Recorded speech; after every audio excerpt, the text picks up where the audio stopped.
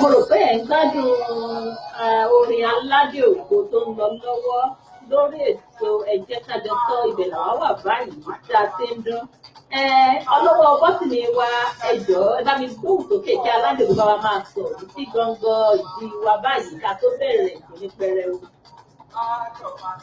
Adádé o, àjọba adádé o, àjọba adádé o, oníṣẹ́ ìgbàgbọ́ èdè ìṣe ẹ̀yẹ́sà, àjọba adádé o. Àjọba, àjọba, àjọba adádé o, oníṣẹ́ ìgbàgbọ́ èdè máa ṣe ẹ̀yà. Àjọba adádé o, àjọba, àjọba, àjọba adádé o, oníṣẹ́ ìgbàgbọ́. Ẹ ṣé káàbọ̀ sórí ètò yìí. A dúpẹ́ lọ́wọ́ àwọn tí ó ti wà lórí ètò. A dúpẹ́ àwọn bàbá wa Prince Prasad ẹ ṣé àdúpẹ́ àdúgbò àwọn tó ń wò wá wọ́n ti wà lórí ètò ní sẹpẹ́sẹpẹ́ bàbá wa Odúṣọ̀gá Ọláyínká Michael Olùṣọ́àjàrà láti ìlú Nàìjíríà àwọn náà ti wà lórí ètò báyìí ẹ ṣé ẹ̀yin ti Nàìjíríà àdúpẹ́ wípé ẹ ò gbẹ́yìn lórí ètò Àgbékàdé ẹ jẹ́ ká jọ sọ lẹ́tò ètò ni ẹ jẹ́ ká jọ sọ gẹ́gẹ́ bí ẹ ti mọ̀ mo kí ẹ̀yin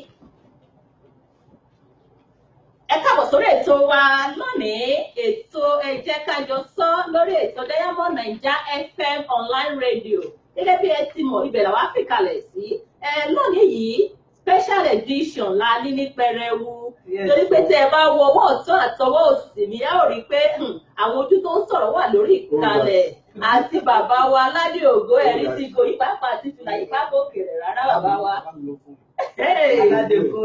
Aládé Golden ẹ ṣé ẹ̀yin èèyàn wa níbi tí tẹ́lẹ̀ bá ti ń wò wá báyìí ẹ bá wa ké sára ẹ bá wa ké sá àwọn ọ̀rẹ́ àti ojúlùmọ̀ ní Àgbékàdé ti dóde o lórí ètò tòní náà ni pẹ̀lú àwọn African Heritage Group International a ti wà níkàlẹ̀ ní sẹpẹ́sẹpẹ́ ẹ̀dá ọ̀hún wá ní náà wà níkàlẹ̀ ọjọ́ ti òní tẹ́ bá wo apá àlàáfíà mi ẹ ò rí omidan Yèyé Ajé special worldwide àwọn ni ẹ̀rí òjò kọ̀ọ̀kan ọ̀nà oníjọ́ ẹ̀yẹ àwọn náà lè ń wò lápá àlàáfíà nìyí bẹ́ẹ̀ náà ni lápá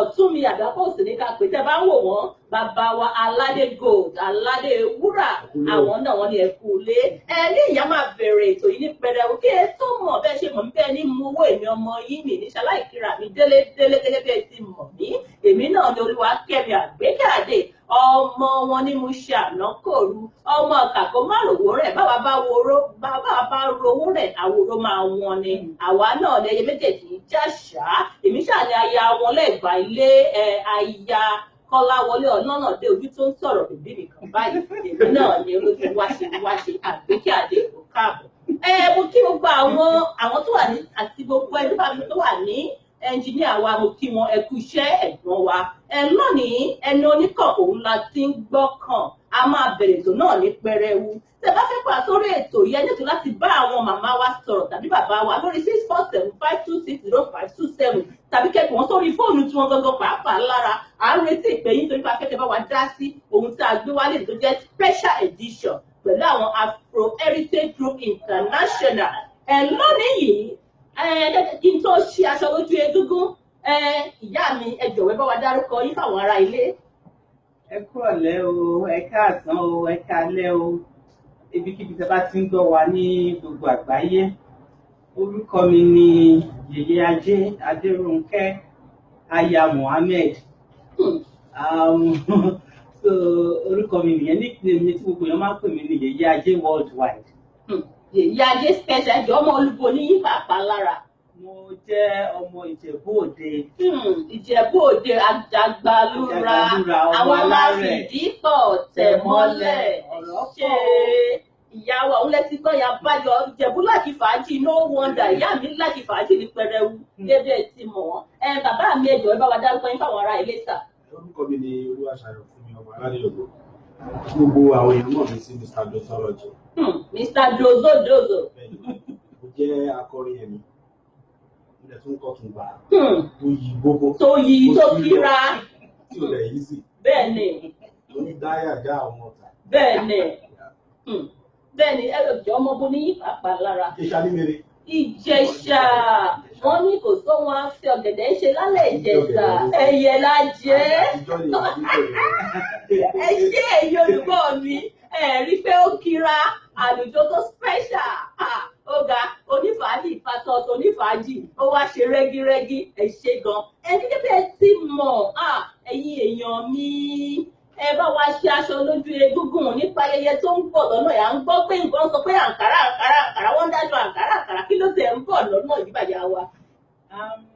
Gẹ́gẹ́ bí ẹ ti mọ̀ àwọn kan tẹ̀ mọ̀ ní ọdún tó kọjá a bẹ̀rẹ̀ Afro Heritage Group International so àwa decide pé nínú group yẹn ká máa ṣe Ankara Festival ká lè tún máa ṣe community award event so ní ọdún tó kọjá Ọlọ́run bá wa ṣe àdẹ̀rẹ̀ ṣe àwọn èèyàn wá sọ fún wa wípé ká má jẹ́ kíkiní yìí dúró, ká máa ṣe lọ lọ́dọọdún náà ń pè lọ́tún lósì wípé ká má jẹ́ kó dúró, pé àwọn rí àǹfààní nínú ẹ̀.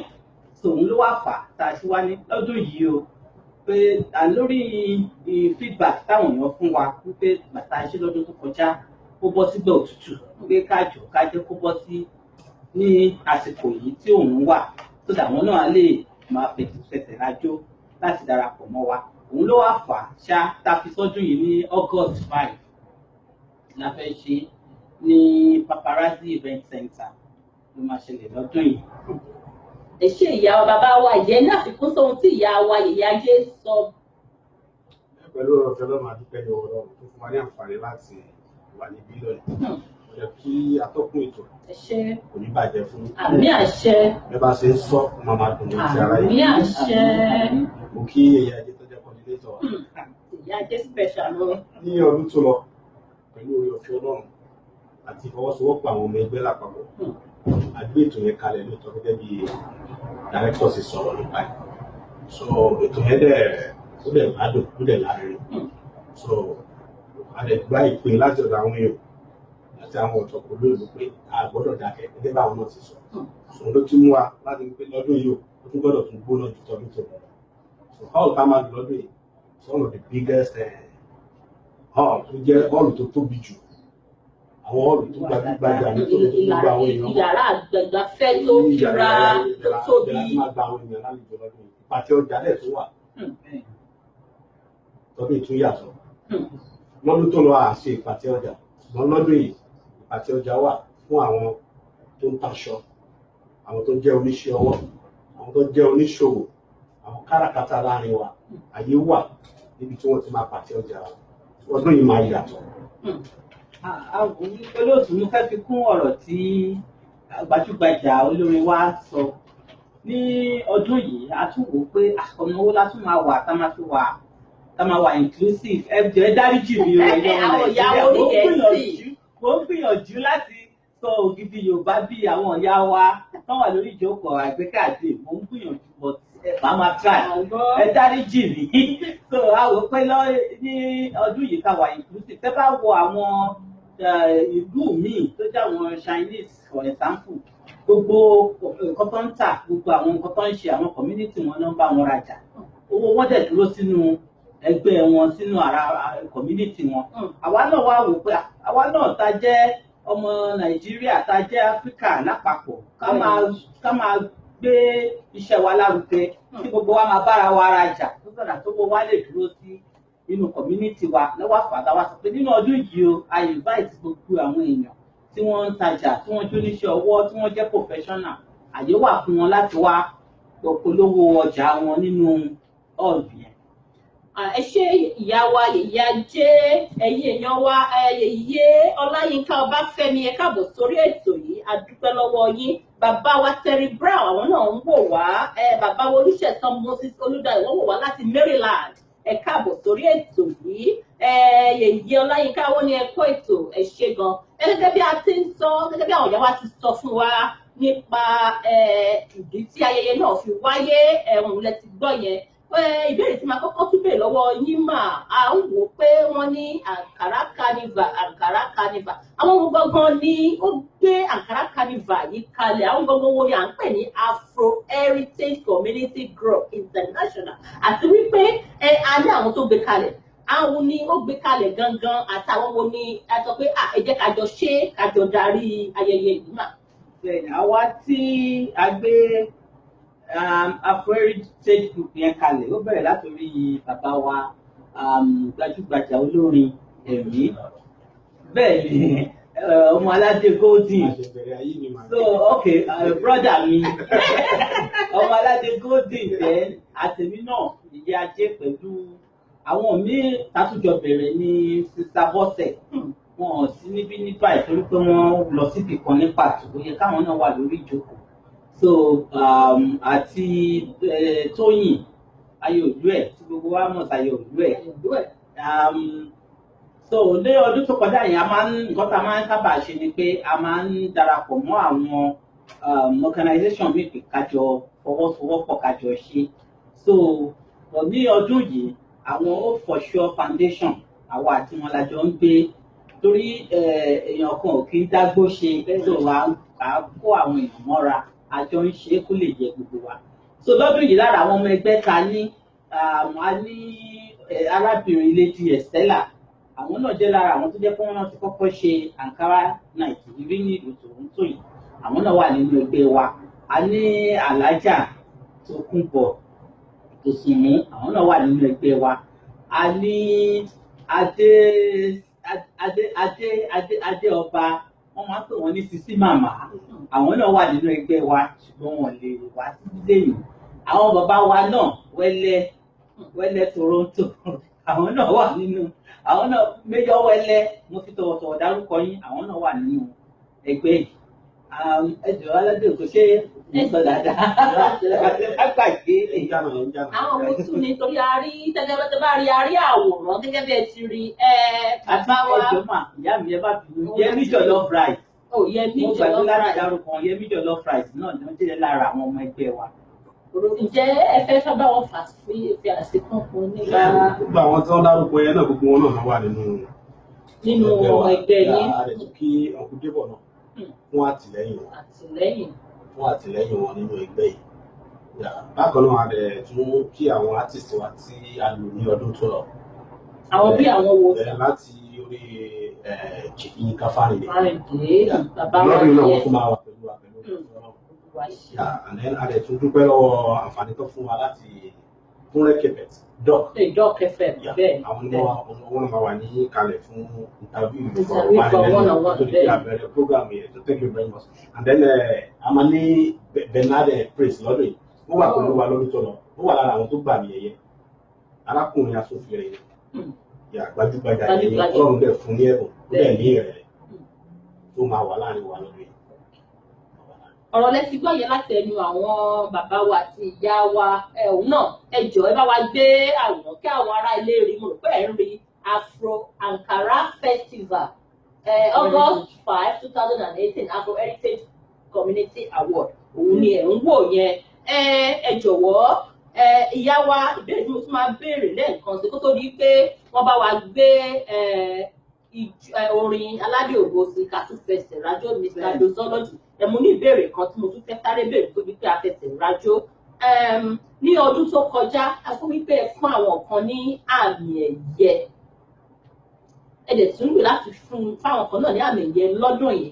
Kí ni ìdí tí ẹ fi ń fún àwọn irú èèyàn bẹ́ẹ̀ ní àmì ẹ̀yẹ àti wípé òṣùwọ̀n wo ni wọ́n gbọ́dọ̀ kó nínú àwùjọ kó tó di pé eléyìí ó lẹ́tọ̀ọ́ láti fún ní àmì ẹ̀yẹ? Ṣé mà mo láti rí ìbéèrè tẹ̀lé yẹn. Ṣẹ́rí gẹ́gẹ́ bí ẹlẹ́kọ̀ọ́ tí mo dẹ̀ jẹ́ mo ní masters in humanity. So mo kọ́ nípa àwọn èèyàn láti máa báwọn èèyàn ṣe. Àti so a dẹ̀ rí wípé táwọn èèyàn bá ń ṣe nǹkan kan tí ẹ bá máa gbóríyìn fún wọn láti lè jẹ́ kó máa tẹra mọ́ kó máa ṣe dáadáa nínú nǹkan yẹn. Nígbà tí ẹ bá gbówó fún wọn ẹ gbọ́dọ̀ máa recognize wọn pé àwọn ẹni yìí wọ́n ní special skills. So àwọn skills yẹn ó wà important pé ká bá ń recognize ó máa jẹ́ káwọn èèyàn máa ṣe dáadáa sí nínú iṣẹ́ tí wọ́n bá ń ṣe. Bójú wo lèèyàn ń ṣe táwọn èèyàn ń recognize wọn á fún wọn tó dẹ̀ jẹ́ iṣẹ́ ọwọ́ professional nǹkan kí nǹkan téèyàn bá ń ṣe. So àwa rí wípé àwọn kan wà ní inú community wa àtàwọn míì náà tó jẹ́ dúdú mi ṣùgbọ́n tí wọ́n jẹ́ pé ní ọdún tó kọjá ń sìn àpò àwọn ẹlòmíì tó jẹ́ Ghanaian ní àmì ẹ̀yẹ. So àwọn táwa rí wípé wọ́n ń ṣe takuntakun wọ́n fún wọn ní special skill wọ́n dẹ̀ ń lò ó. Àwa wò pé ó yẹ ká recognize wọn ká fi encourage wọn kí wọ́n lè máa ṣe àwọn nǹkan tó ń ṣe torí gbogbo nǹkan tó ń ṣe ló ń grow community wa. So ìyẹn ló fà á so àkànṣàdédé ń gbé àmì ẹ̀yẹ fún èèyàn kan ká tó lè gbé àmì ẹ̀yẹ fún èèyàn kan ẹni òun ti ṣiṣẹ́ takuntakun ó ti ṣe lójú àmì ní ọ̀nà kan fún ìdí kan àbí èkejì ká tó lè sọ pé àmì ẹ̀yẹ yìí ó tọ́ sí ẹ̀ bó ṣe jẹ́ nìyẹn ìyá wa. Ṣé bàbá wa jẹ́ ní àfikún sí ohun tí ìyá wa sọ? Àfikún kékeré tí mo ní lórí ẹ̀ ní gbogbo àwọn tí àwọn èèyàn náà ń béèrè lọ́wọ́ wa pé àwọn tí ẹ̀ fún ní àmì ẹ̀yẹ kí ni tó ń gbówó fún wa ni Tàbí pa olóhùn kó láwùjọ? àbí àfihàn ojú rere wọn ni rárá àwa ojú rere anybody. Àwọn tí à ń fún ní àmì ẹ̀yẹ a rí pé ó jẹ́ àwọn tí wọ́n kájú ẹ̀ òun la fi ń fún wọn. kí dẹ̀ sí gbogbo wọn náà àwọn tí a bá fún lọ́dún yìí àwọn ẹlòmíràn ṣì máa kájú ẹ̀ lọ́dún tó ń bọ̀. Gbogbo àwọn ènìyàn pátápátá tó ní ipa tó ń kó ní àwùjọ mo ní àfún ní àmì ẹ̀yẹ gẹ́gẹ́ bí ìwúrí gẹ́gẹ́ bí àwọn màmá mi ṣe sọ̀rọ̀ gẹ́gẹ́ bí ìwúrí fún wọn láti lè tún tẹ̀síwájú fún ribiribi fún iṣẹ́ rere tí wọ́n ṣe ní àwùjọ. Ọ̀lẹ́ ti gbọ́ yẹn o látẹnu àwọn bàbá wa àti ìyá wa wọ́n ti sọ ohun tí Ankara knife ohun tó jẹ́ wọ́n ti sọ wípé àwọn tó kójú òṣùwọ̀n làwọn fún ní àmì ẹ̀jẹ̀ kì í ṣe pé ènìyàn ṣá àwọn tí wọ́n ti rí iṣẹ́ ribiribi èyí tí wọ́n ń ṣe nínú àwùjọ kó tó di pé wọ́n fi àmì ẹ̀yẹ dá wọn lọ́lá kì í ṣe ojúṣàájú o wọ́n ní ojúṣàájú ò sí níbẹ̀ rárá ẹni tí adé bá yẹ òun là ń gbádé fún gẹ́gẹ́ bí ọ̀rọ̀ wọn. Ẹni tí ò bá dẹ̀ kan lọ́dún yìí yóò tún kan lọ́dún tó ń bọ̀. Bẹ́ẹ̀ ni màkànmákan ní lóye wọn kàn. Bẹ́ẹ̀ ni bàbá mi òun lẹ ti gbọ́ yẹn wọ́n ní màkànmákan òun lóye ń kàn ẹ̀yin tí ò bá gbà mí yẹn lọ́dún yìí dájúdájú ó ń bọ̀ lọ́jọ́ ọ̀la ẹ jẹ́ ká bára wa fọwọ́sowọ́pọ̀ ká jọ gbé àwọn tó fẹ́ fún lámì ẹ̀yẹ lọ́dún yìí lárugẹ ká jọ ṣe bí wọ́n ṣe ń ṣe kó bá lè rí bó ṣe ń rí bàbá wa bá wa sọ gàngán sílùú aládé ògo bá mi gbóhùn sókè.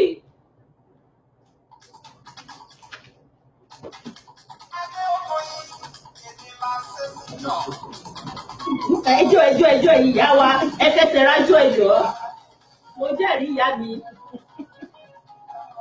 Àwọn olóògùn ọba ìyá dé mi.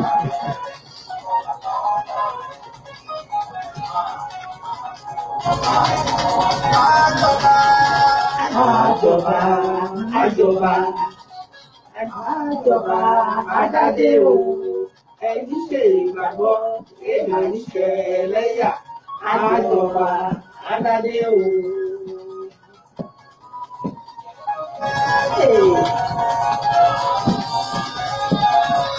Ṣé ẹ rí pé ijó ń kíra ohun yẹn dùn ní sáájú sọ́lọ́jì.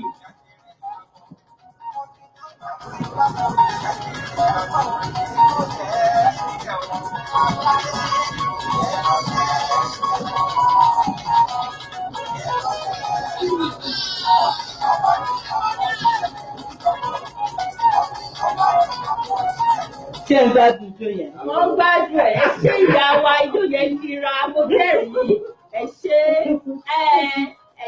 ẹ káàbọ̀ padà sórí ètò wa ẹ rí wípé ijó yẹn kíra ìyá ajé bá wa ti jó ìgbà yóò tẹ̀ dọ̀ rárá ẹ ṣé gan a ó tún padà sórí ìbéèrè mi tí ó tún béèrè a dúpẹ́ àwọn Honorable Malik ọlọ́run wọn ní good job Àgbékẹ́ Adé ẹ ṣé bàbá wa àdúpẹ́ àmàrí yín bá Yèyí Ọláyínká sọ pé mo jẹ́rìí Yèyí Ajé special bẹ́ẹ̀ náà ni ìkan ìjọba yìí bàbá wa ìbéèrè mi tí mo tún máa béèrè ni wípé àwọn ohun mèremère wo ni ó tiẹ̀ máa wáyé ní ọjọ́ Ankara carnival tó ń bọ̀ lọ́nà yìí gẹ́gẹ́ bí fún àpẹẹrẹ àwọn eléré tó máa sọ̀rọ̀ sí wa níbàdí àti ohun tó máa ṣẹlẹ̀ ní ọjọ́ yẹn fún àwọn ènìyàn láti mọ̀.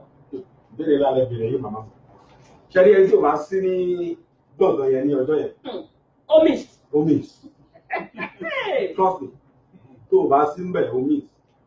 Tó o bá sí ń bẹ̀ má jẹ́ kán ròyìn fún ẹ. Because ọjọ́ yẹn máa bad gan. Ó máa kíra. Ó máa make sense. Wẹ́lẹ́ máa wà ń bẹ̀. Gbẹ̀yìn olólùfẹ́ Wẹ́lẹ́ máa gbọ́ mi báyìí. Wẹ́lẹ́ máa kọrin live and direct. Dẹ̀sẹ̀ kan o. Ó máa wà ń bẹ̀. Ó máa kàn lù sí nídìí. And then Bernadette praise. Arákùnrin tó ń fún fèrè yẹn. Òun náà máa wà ń bẹ̀ lọ́jọ́ yẹn. Pẹ̀lú oore ọ̀fẹ́ Ọlọ́run. Bákan náà èmi gangan náà máa wà ń bẹ̀ Mr. Dozolo ìjọba mi ò disappoint sí eré. Ṣẹ́lẹ̀ yìí mo ti bẹ̀rẹ̀ rehearsal 2 months ago. Mo ti ń rehearse pé kí ni mo fẹ́ fún àwọn tèmi lọ́dún yìí. So táàmù máa wà fún wa láti kọrin dáadáa láti gbádùn ara wa. Bákan náà bàbá mi Fámídé máa wà ń bẹ̀. Africa beat àwọn náà wà lọ́wọ́lọ́wọ́ rẹ̀. Àwọn náà máa kan lù sí wá ń di lọ́jọ́ yẹn. And then àwọn dancers different kinds. Wọ́n máa wà ń bẹ̀ lọ́jọ́ yẹn láti jó fún wa. Pẹ̀lú oore ọ̀fẹ́ Ọlọ́run tí ọdún yìí mi ò ní tàn yẹn mi ò ní parọ́ fún ẹ. $10 péré tó bá fi wọlé yẹn ó cheat wa gan ni. Torí kan tó máa rí ń bẹ̀ lọ́jọ́ yẹn owó $100 yóò ṣeré o. Owó $100. But a ṣe ká lè fi rí owó à ń ṣe láti jẹ́ kí community wa kó má dọ̀. And then à ń ṣe láti eradicate stress in community. So máa para ẹ sílé jáde síta lọ́jọ́ yẹn pàdé mi ní paparazzi ó máa make sense gan. Thank you. Kẹ́dẹ̀ wá wò ó ní ọjọ́ yẹn holiday tún wá wà lọ́jọ́ Monday. Bẹ́ẹ̀. So I need enough time láti fi enjoy ara wa.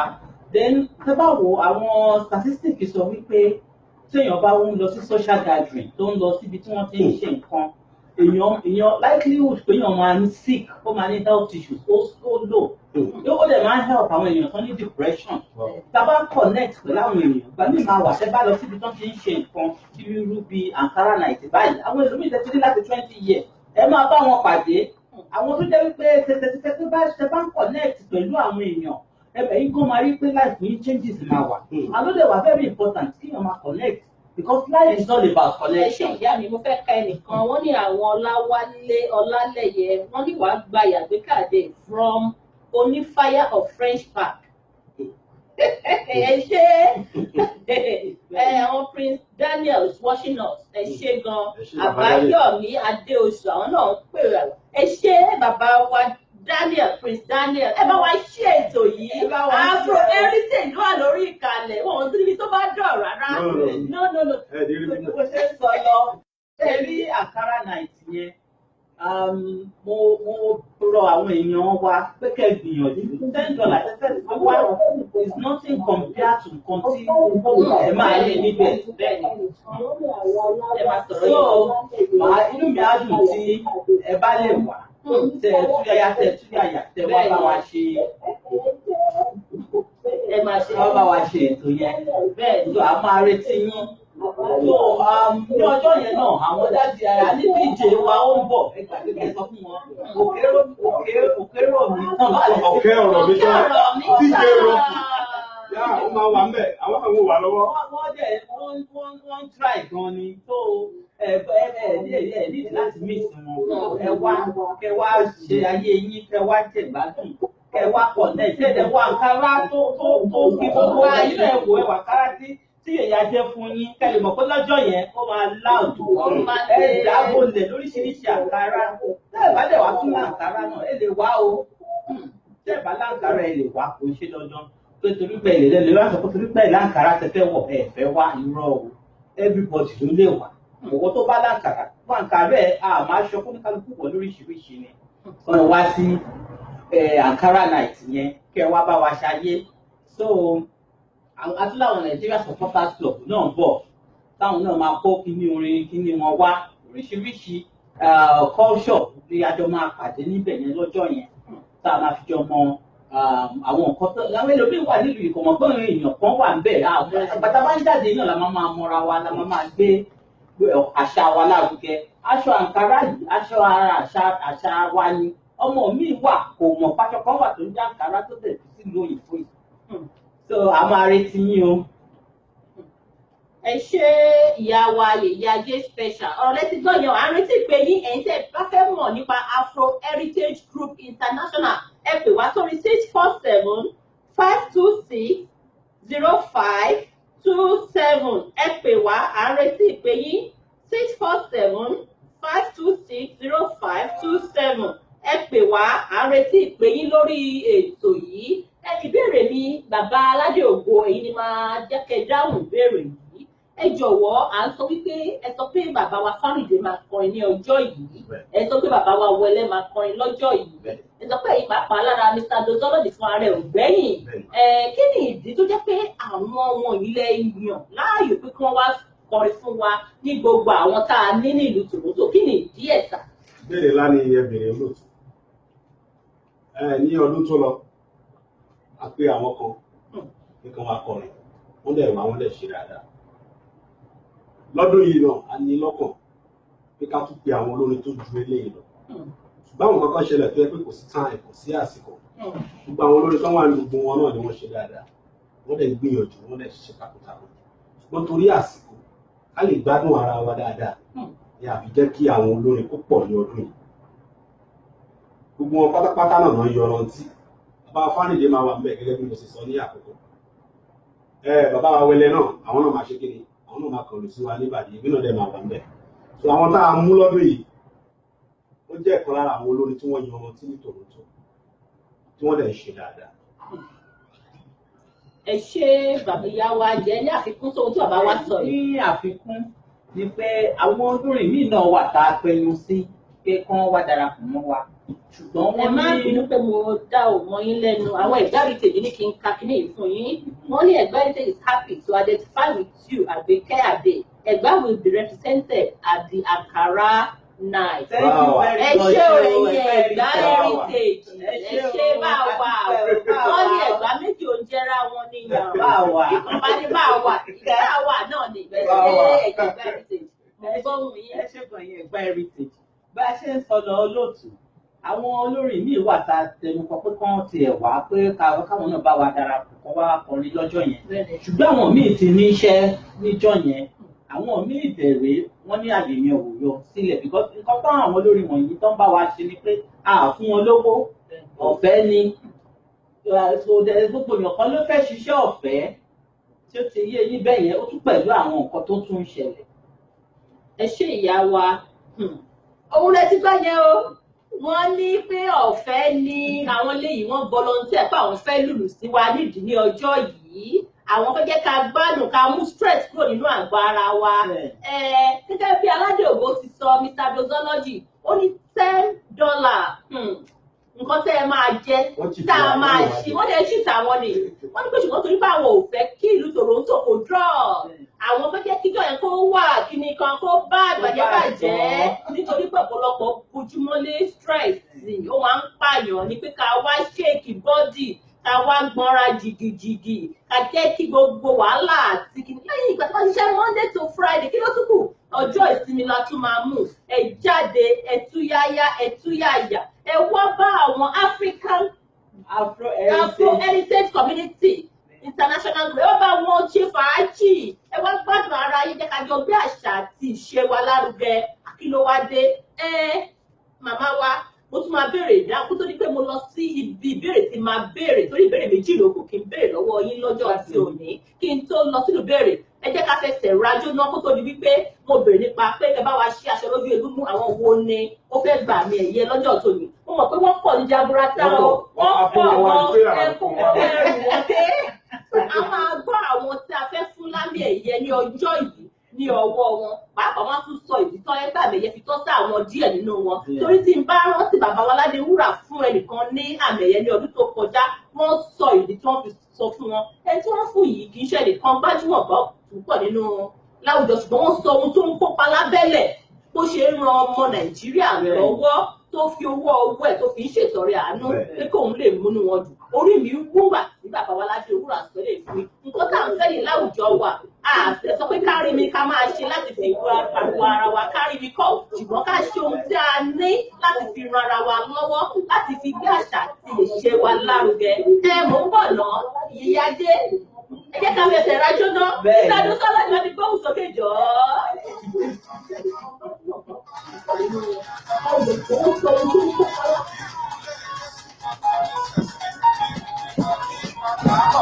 Èyí pàápàá máa ń tẹ̀lé nìkan jó ṣẹ́jọ́ gbọ́ra nù. Kí n gbọ́ra nù.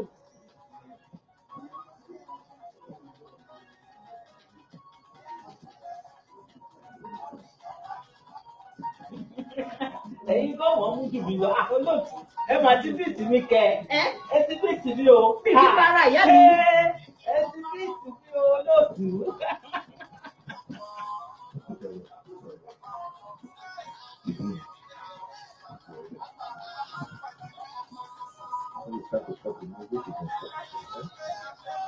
Why getting paid for this?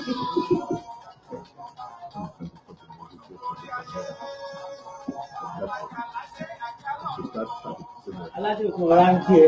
Aládé Ògo ẹ jọ̀ọ́ ẹ ṣé gan. Ayé ò lè. Ayé ò lè àríwá para wa lórí ètò yìí ẹ ṣé. Mo rò ẹ ṣé ọlọ́wọ́ bọ́tìnì mi. A dúpẹ́ lọ́wọ́ yín ẹ bá wa pa ìlú yẹn náà. Kàjẹ́ká gbẹ ṣé. Yèyé Ajé special. Yèyé Ajé tèmi nìkan ṣoṣo. Mr. Dozology.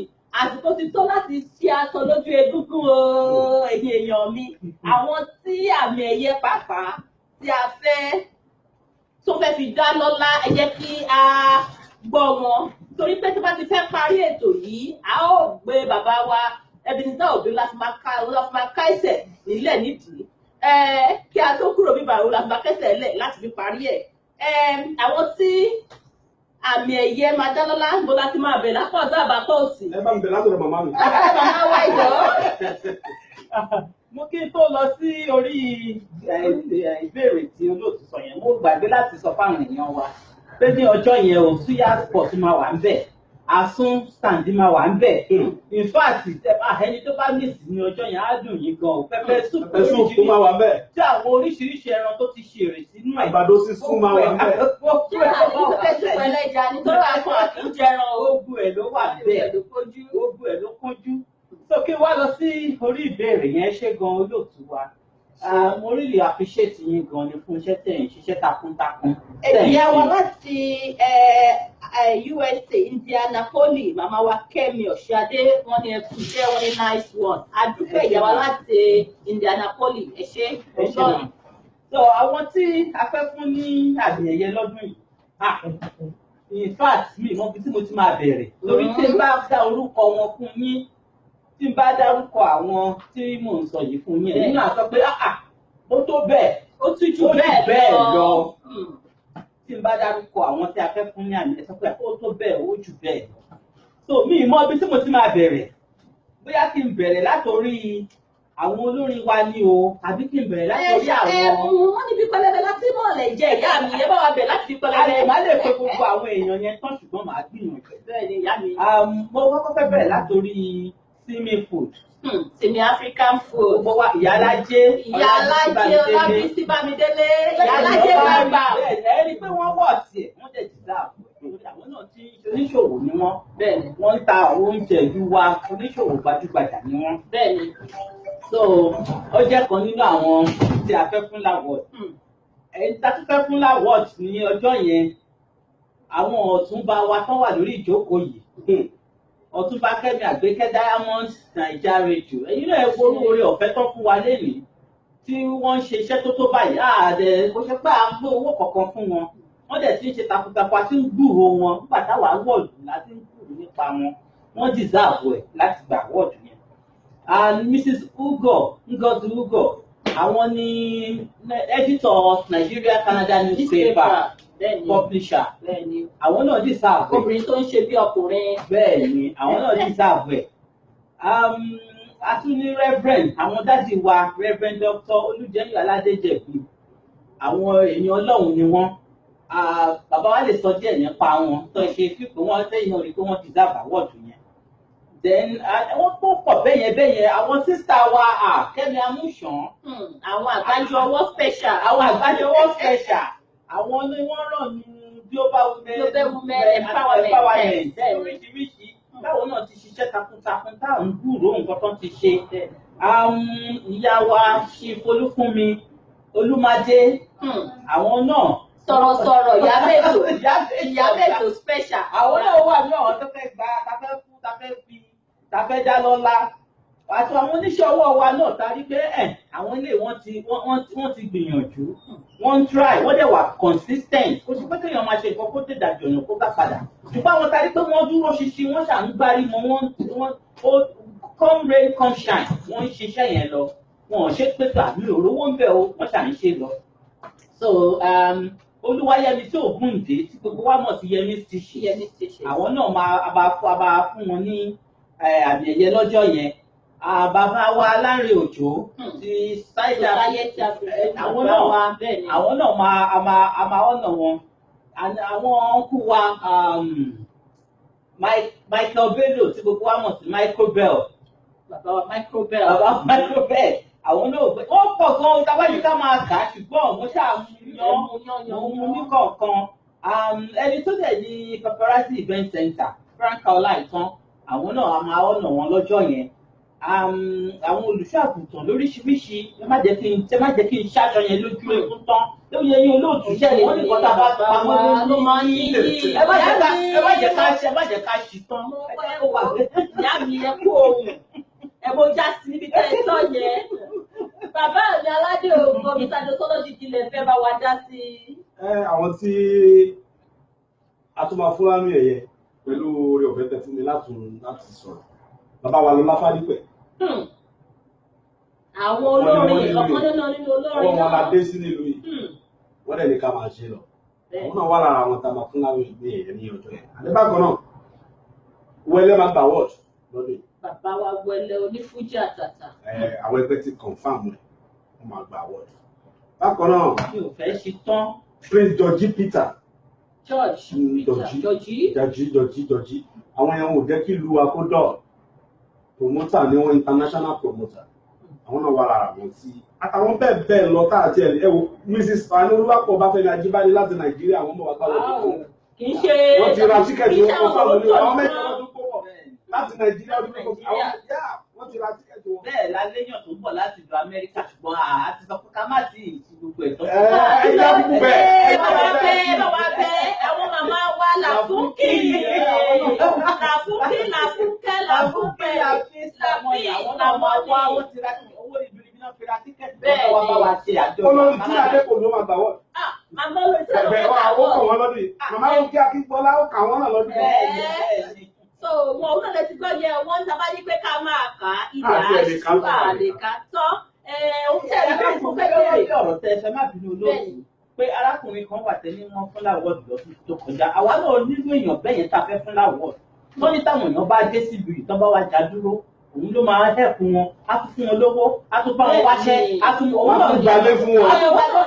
ẹni yìí wọ́n gbalẹ̀ yẹn lọ́dún tó kọjá. á tún wọn ní fọ́tà láti ìṣèjọba ìlú yìí lápò àwọn aṣọ bẹ́ẹ̀ yóò di sáàbù àbúrò òjèjì náà bá wà wò wọ́n ti sáàbù recognition ẹ jẹ́ ká pọ́nra wa ní ká gbéra wa lárugẹ.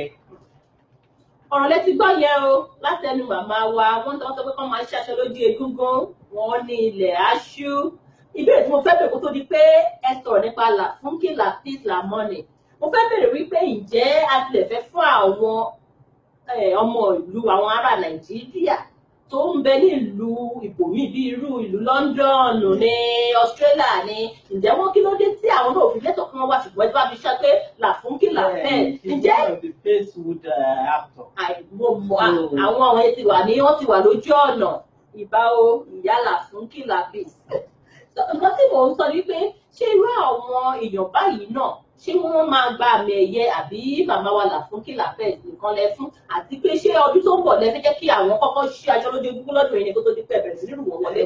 Ní sọ̀rọ̀ tán olóòtú ọ̀rọ̀ gidi lẹ́sọ gẹ́gẹ́ bá a ṣe sọ pé a máa ṣe ní ìpele ni a lè gbogbo ayé tán lẹ́ẹ̀kan náà bẹ́ẹ̀ ni wọ́n máa ṣe tó bá ṣe ní bẹ́ẹ̀ a máa ṣe lọ́gbà tó bá tún lọ́dún tó ń bọ̀ àwọn tó bá tún tọ́ sí adẹ̀ welcome bó ṣe pàwà là ń decide fáwọn ẹni yìí la fẹ́ fún o nomination ni àwọn èèyàn táwa náà ti bá nílùú ìlọ nominate lọ́tún lọ́sì tí gbogbo wa dẹ̀ máa wá wò pé ṣé ni yìí ṣe ó kó sí àbí kó tó yọrọ sí. Kò ń ṣe pàtó ṣàdédé gbé ẹ wo Nigeria restaurant ń fẹ̀yìn Nigeria restaurant àwọn náà wọ́n kan a máa fún wọn ní àmì ẹ̀yẹ.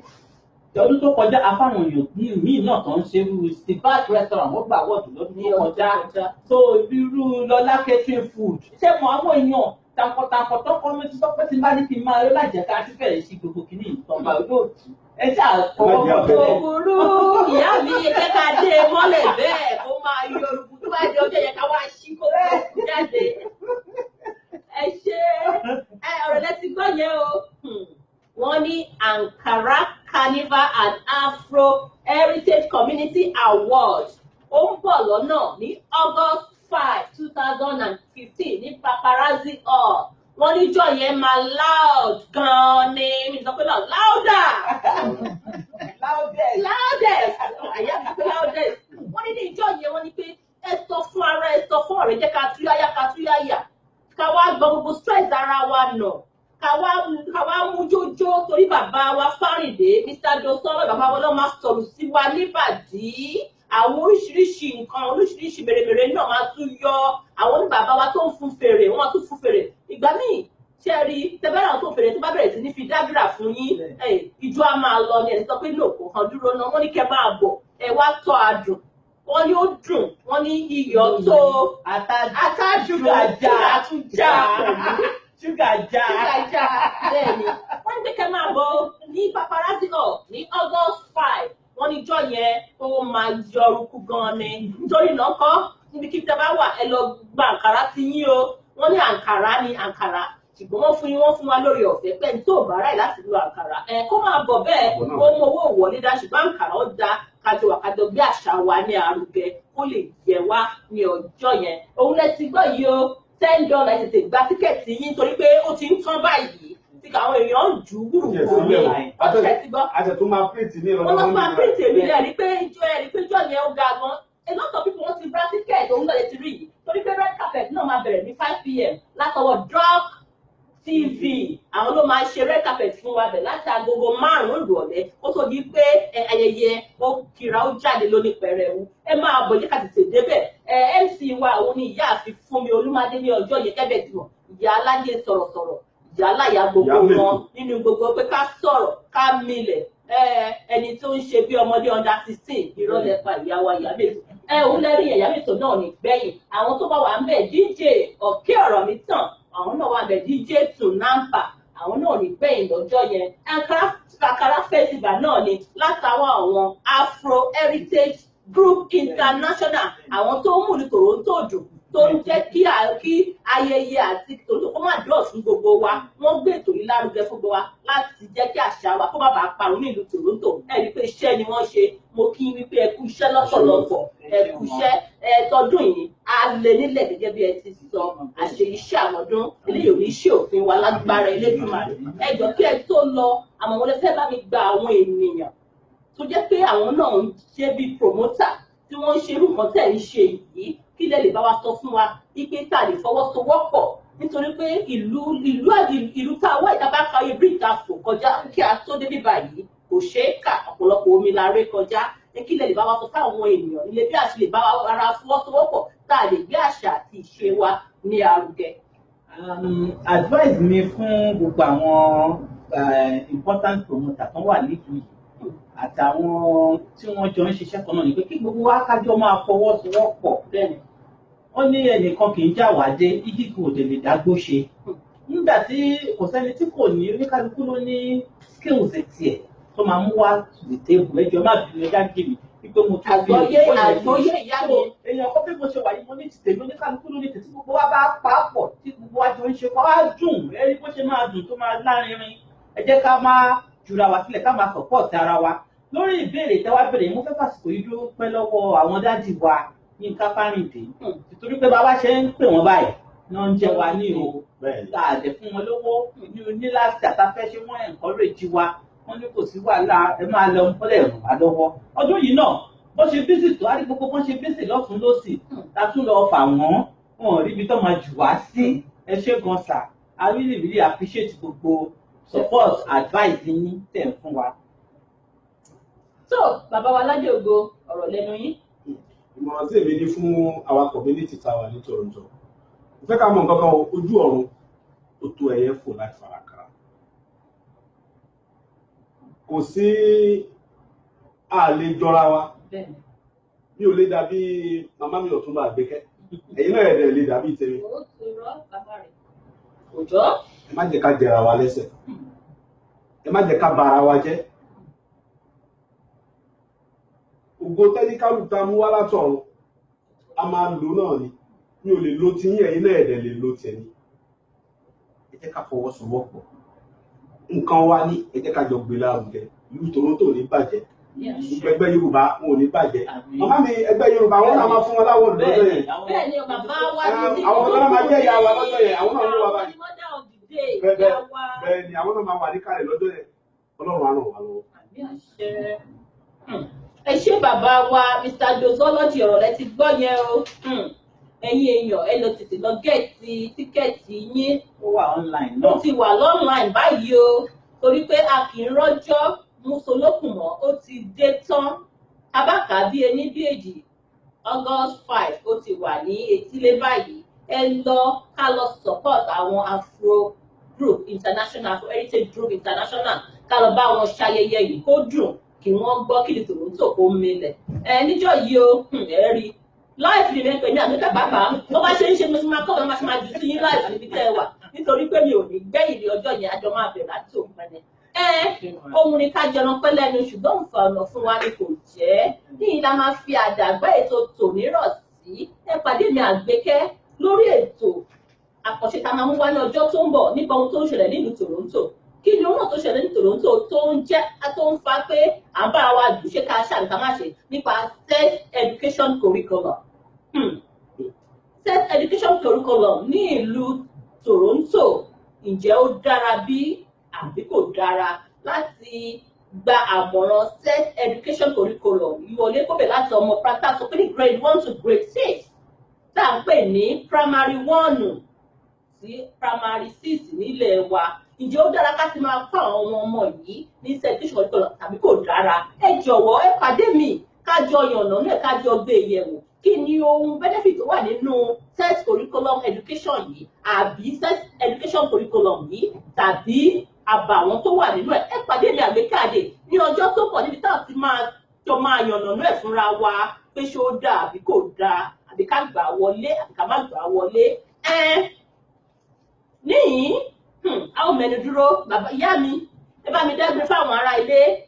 Ẹ ṣé gan o, mo appreciate gbogbo ẹ̀yin tẹ́ ẹ wò wá online, tẹ́ fi ṣe yín àtọ̀nà yín sílẹ̀, tẹ́ ń wò wá, tẹ́ fi time yín sílẹ̀ because time yín tẹ́ dẹ̀ ń comment, tẹ́ ń share ẹ̀. Ẹ jọ̀ọ́ bá wa máa share ẹ̀ bẹ́ ṣe ń share ẹ̀ yẹn. A dẹ̀ appreciate yín gan, ẹ jọ̀ọ́ a máa retí yín ní August 5 kẹ́ ẹ tètè dé because a ní VIP section náà. Ẹni tó bá fẹ́ VIP $20 ní VIP section ni àwọn tó bá jẹ́ VIP wa a máa kó wọn sọ́wọ́ wájú, wọn wà níwájú àwọn eléré báyìí. Tó bá jẹ́ yẹn náà lẹ fẹ́ rà gbogbo ẹ̀ ló wà. So ẹ ṣé gan, mo dúpẹ́ o, ojú tẹ́ fi ń wò wá kò ní fọ́, etí tẹ́ fi ń gbọ́ wá kò ní. Ẹ má bínú mo gbọ́ pé ọmọ Ìjẹ̀bú Òde gẹ́gẹ́ tẹ́ bá mi kíra yín fáwọn ará ilé tó tẹ́lẹ̀ lọ. Èmi jọ mọ ìtàǹtẹ̀bọ alábàméjì, ọmọ àfìdípọ̀tẹ̀ mọ́lẹ̀, ọmọ bá ń ta ọmọ àfìdípọ̀tẹ̀ mọ́lẹ̀, ọ̀rọ̀ pọ̀ o. Ìtàǹtẹ̀bọ̀ níjẹ̀bú Òde, ọ̀rọ̀ pọ̀ o. Àwọn lówó alágẹmọ 16, ọ̀rọ̀ pọ̀ o. Ṣé ìyá mi ẹ̀kẹ́ mọ́ ìní wú pọ̀ náà? Bàbá wa láti ògbó ẹgbẹ́ wa sọ̀rọ̀ jẹ́ bá wa láti. Ìtumọ̀ tí wọ́n ní fún àwọn ará ilé ni pé òfin mẹ́wàá ni Ọlọ́run fún wa.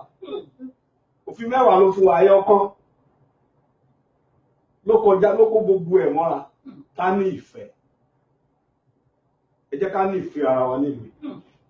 Wọ́n ní ká nífẹ̀ẹ́ ṣẹ́rí ṣókí ohun lọ́bẹ̀ oge wọ́n ní ká nífẹ̀ẹ́ ọ̀rọ̀ ńlá ni ó ẹ̀kọ́ rí pé wọ́n jù sábẹ́ yẹn ọ̀rọ̀ tó kéré tó dẹ̀ nípọn òun ní ká nífẹ̀ẹ́. Bàbá mi ẹ bá mi kíra yín fáwọn ará yín tó mọ̀ pé Ìjẹ̀ṣà rẹ̀. Ìjẹ̀ṣà ní mèrè èmi lọ́mọ ọ̀dọ́ ilé ọwá Ìkérègbè Àdìmúlà.